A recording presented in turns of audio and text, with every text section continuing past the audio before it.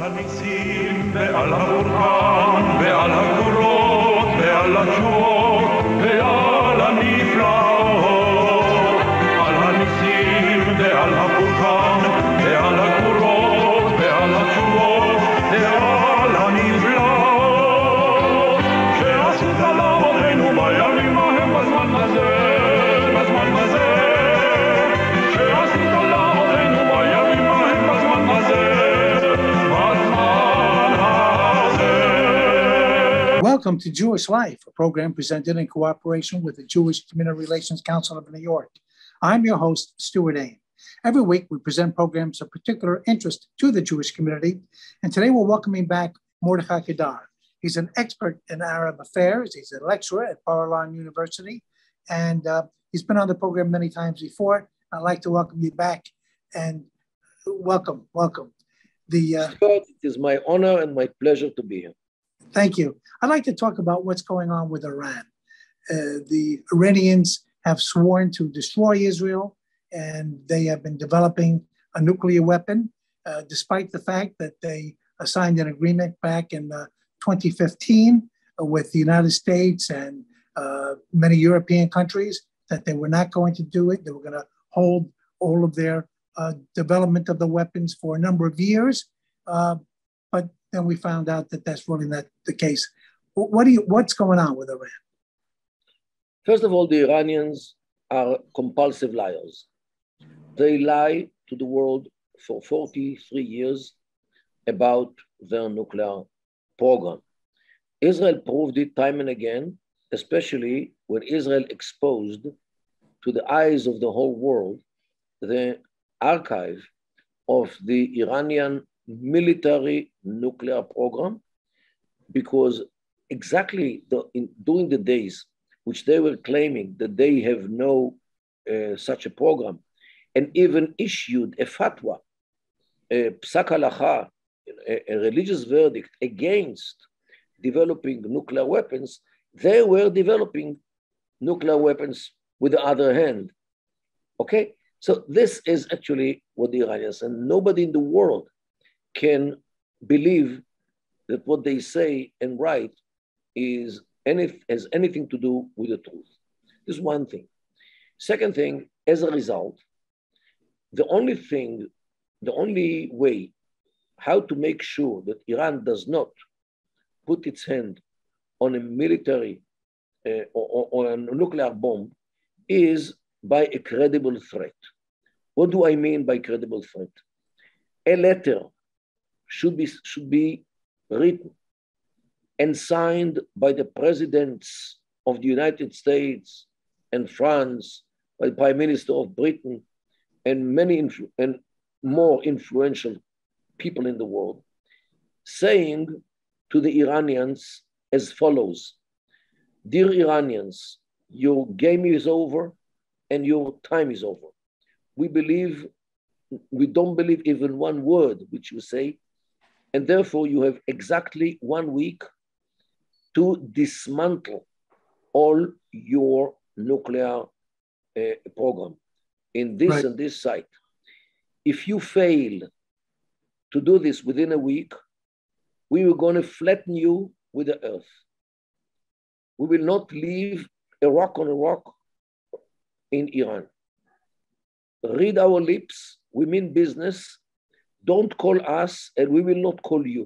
You have exactly 1 week. You are surrounded by the armies and the navies and the air forces of the civilized world.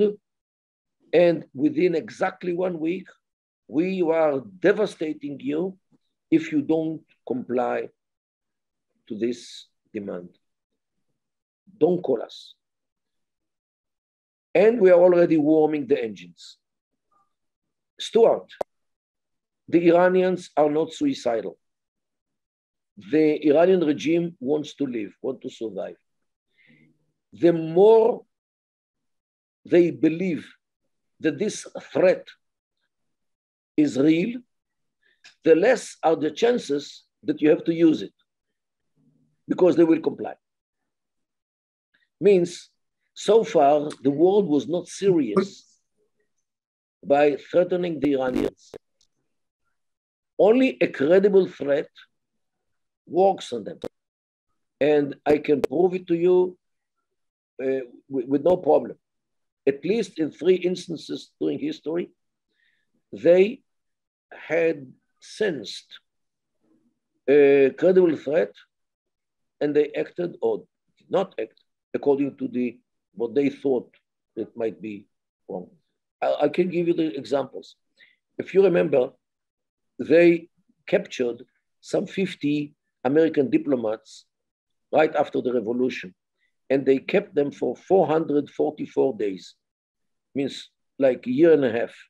Yes. They were released at the minute which Ronald Reagan was standing on the lawn of the White House, swearing his allegiance to the Constitution before he's entering the White House. The same minute which he rose his hand, swearing, the airplane which carried those 50-something diplomats left the Iranian airspace. And the question is why? There was no payment, nothing. America didn't give anything to the Iranians. How come they released the diplomats?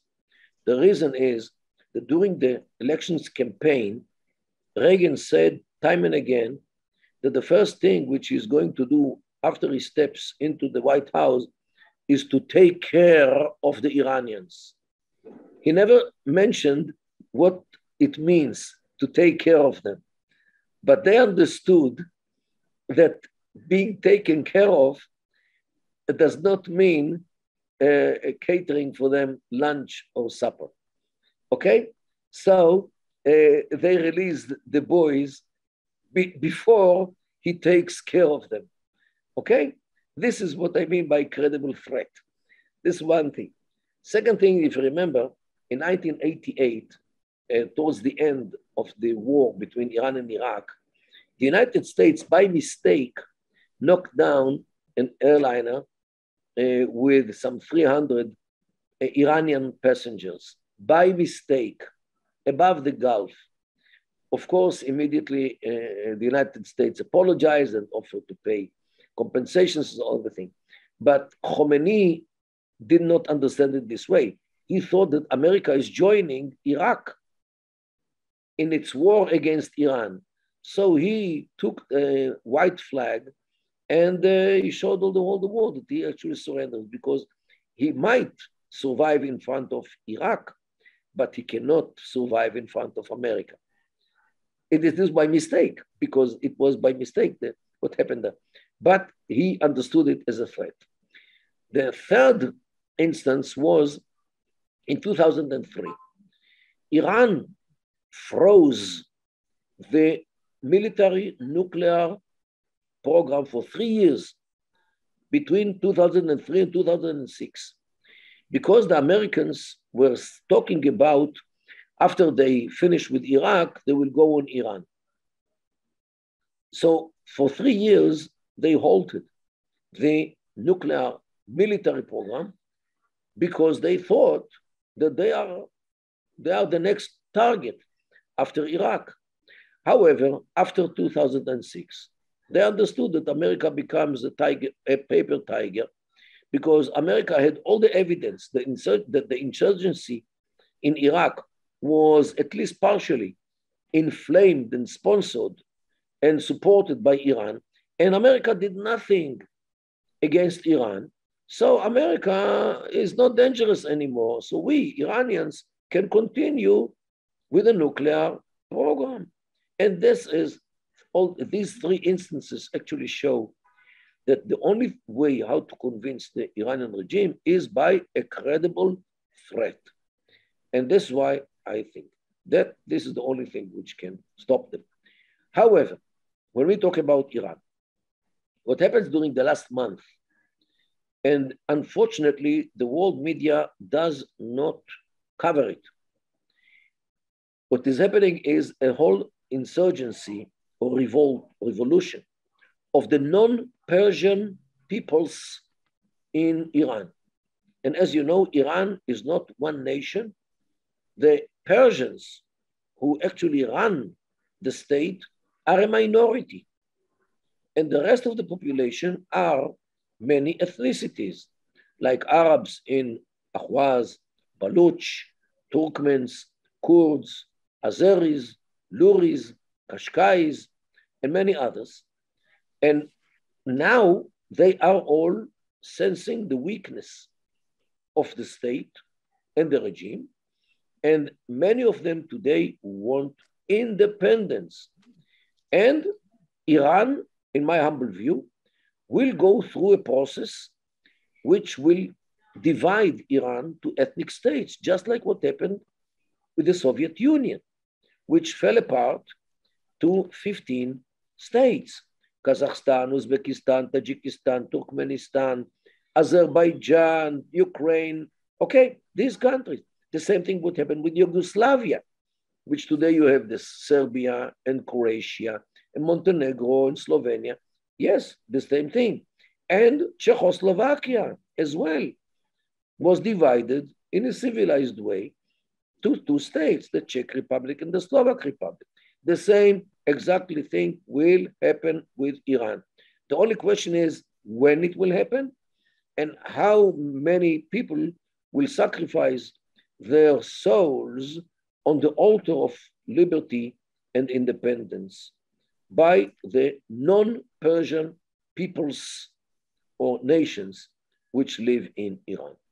Stuart, I think that the whole world should support those ethnic groups, the Arabs in the Ahwaz, the Baluchis and the Kurds and the others, who are fighting for freedom, especially states which believe in freedom.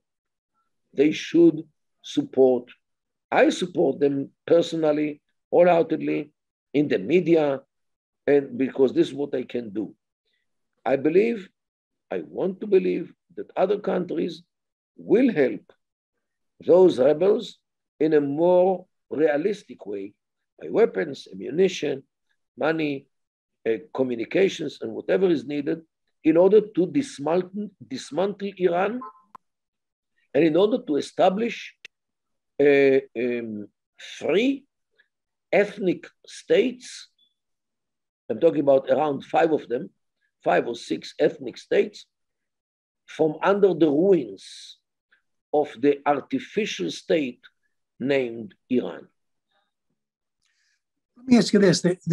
What we're hearing here is that these protests started because of food, and they were protesting the prices and whatnot, and that it was in 40 cities and towns across Iran, and it first started as economic, and then it turned political. Demonstrators chanting anti-government slogans and calling for a fall of the regime, and they've been posting photos and movies and videos on social media.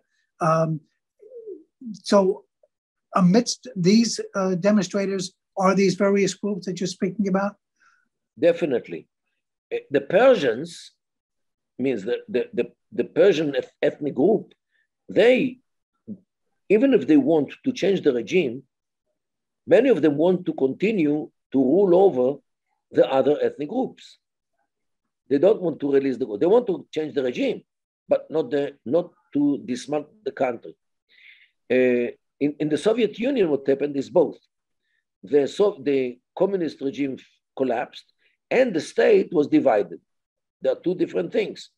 Here they want to keep the state in one piece, as it was until now, and to take advantage of the oil from the Ahwaz, the Arabic-speaking district, and the metals from the Azeri part.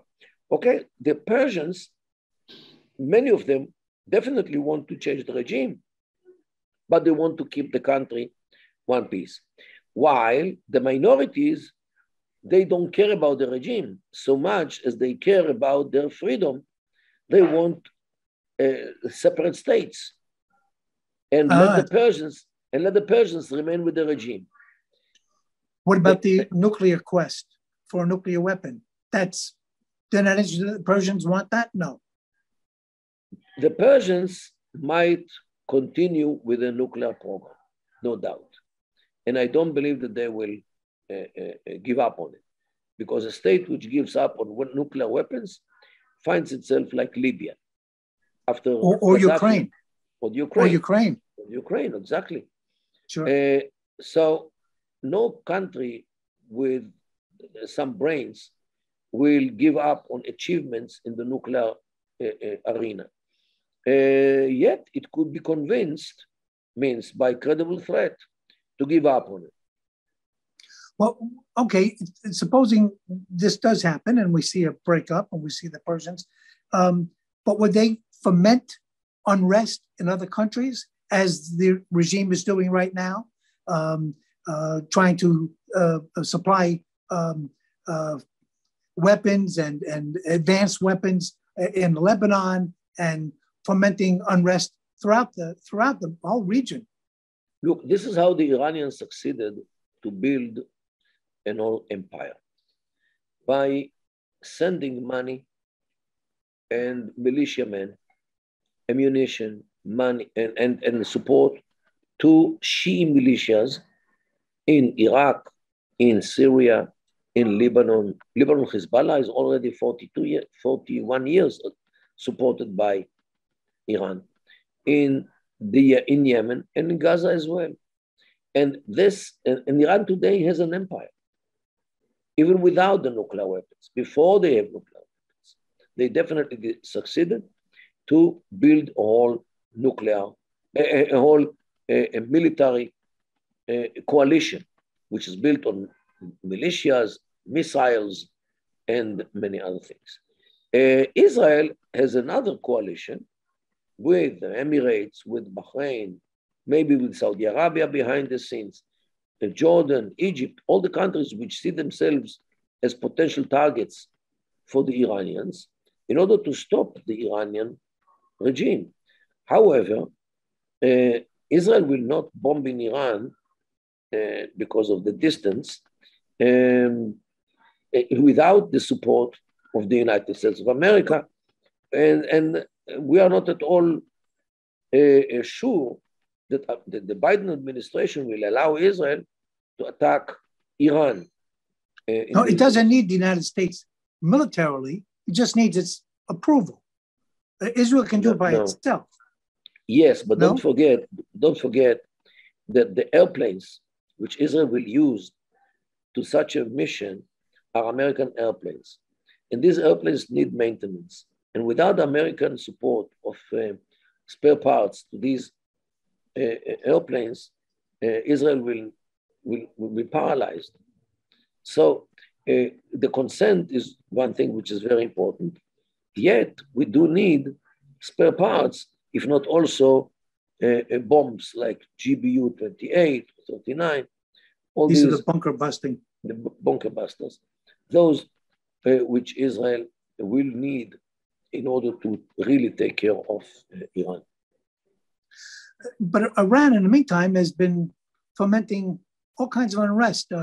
There was a warning in June of 2022 for Israelis to get out of Turkey, that there were groups in Turkey from Iran who were going to come and kill them or kidnap them, and so one group was caught, but then another Israel issued another warning: still get out to the others Israelis who were still in Turkey. What's going on there? Well, Turkey with the years became the center of espionage and activity in the Middle East. What once was Lebanon, and then it was Cyprus, now it's Turkey. Istanbul today is hosting many factions and many organizations, and sometimes some of them are organizations which would fight each other. So this is what Turkey is. Turkey also became the refuge of many Iranians, and this population actually is the safe house of mercenaries of the regime who are being sent to Turkey in order to perform all kinds of actions, especially taking revenge from the Israelis for what they claim Israel is hitting once in a while people in Iran, especially those who are connected to the nuclear program. So Israel called upon the Israelis to leave Turkey because it might be dangerous for Israelis to go around Turkey these days. Well, they did have credible threats, right? Israel believed that these threats were credible. Apparently, they have a solid information, although they will not reveal the information. But they did thwart one attack. That was released. Right. But what I'm saying is that Israel might have all kinds of information, but Israel turns the information into orders. So you cannot detect the source out of the text. They were even talking about halting flights to Turkey from Israel. Yes, because it was so serious. Yes. And so that's just one thing that is being done. Now, the Iranians are also trying to send weapons and whatnot up into Lebanon to enhance what they've got up there. So Israel had been hitting these supply trains or whatever they were doing. Now they bombed the airport, Damascus airport, taking up both runways so that the planes couldn't even come in from Iran. Can we talk about that? What's going on in Syria? Well, the Israeli bombings in Syria is something which the average is once a week. Apparently, it is what Israel is doing in Syria is based on intelligence. And the second thing is intelligence. And the third is, you know already, intelligence. When Israel has good information, reliable information about weapons, missiles, equipment, which Israel does not want that Hezbollah will put their hand on, so Israel acts. But it needs intelligence. And the fact that Israel is doing it means that Israel has sources of information in the Syrian arena. To tell you that this thing succeeded 100% to stop all the support which Iran sends to Lebanon, I'm not sure. But to claim that the majority of these weapons is destroyed, it has some kind of basis. Right. So they decided to simply knock out the airport so the planes can't come in. And so that's one avenue, I guess. But we also see that Iran now has friends with Venezuela. Oh, this is not a new thing. Oh, this is for years already. Yes, but Maduro, he just visited recently Iran, and he's buying 4 oil tankers from Iran. That's right. Where Iran's getting money. Because both countries, Iran and Venezuela, are against the United States of America. Yes. So the enemy of my enemy is my friend. You are. Right. So, and so how do the other countries see? I see Argentina is holding up as we speak. It's holding up an Iranian is holding up an aircraft that landed in Argentina. I think it was from Iran, at least to Iran. From Venezuela, I think. I don't know. It keeps these things all come together, and it's just Iran trying to exert its force, I guess, in South America as well, Central America as well. Central America, and in addition to Venezuela, they have another hub of activity, which is in the triangle of the borders between Brazil, Argentina, and Paraguay. That triangle of borders is another Hezbollah on the South American soil. And how's that going? The Lebanese actually settled there, and this triangle actually is the source of the terror attacks which were performed against the Jewish community house in 1994 in Buenos Aires, and against the Israeli embassy in 1992. And unfortunately, the anti-Semites in the government actually covered up. Yes. And an investigator in Argentina who was about to announce his discovery suddenly died. Committed the suicide. Yes. One day before he gave all the information to the public. Yeah. Strange, right? Very strange. What's going on in the Gaza Strip? We had a man that you put on your newsreel, a video of this man crying out that he's starving and he wants food. What's going on? They're taking all the money they get and they're not dispersing it to the people. They're using it for weapons. This is unfortunately what happens in Gaza. The Gazan government, which belongs to Hamas, they couldn't care less about the people. They care only about themselves, about their business, their houses, their buildings, their investments, and the rest of the people in Gaza can go to hell from their own point of view. And Hamas, although it started its way in 1987 as an ideologous group, it turned into a government, it turned into very, very corrupt a group of people. And the people in Gaza definitely suffer from this because since the Hamas government couldn't care less about the people, so the people feel it and they feel the hunger, which is the result of this neglect. Right. In the meantime, the IRPG, the Iranian Revolutionary Guard Corps, they keep complaining that their people are dying mysteriously. Suddenly, a car crash, and then we actually saw a man in his car driving in Tehran, and suddenly two guys on a motorcycle came along and shot him, and Israel was blamed. Yeah. So first of all, they blame Israel for this. They blame Israel, although these people have many sonim, as we say, people who hate them and would do the same thing very willingly.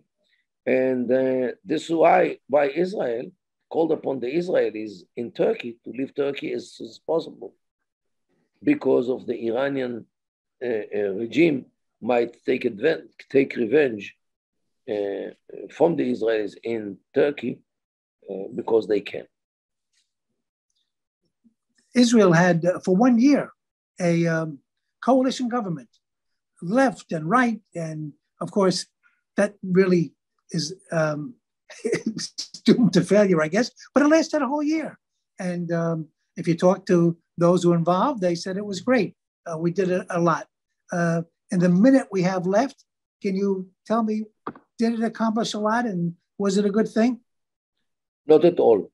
Because what happened is that this government actually, part of the coalition is the party of Ra'am.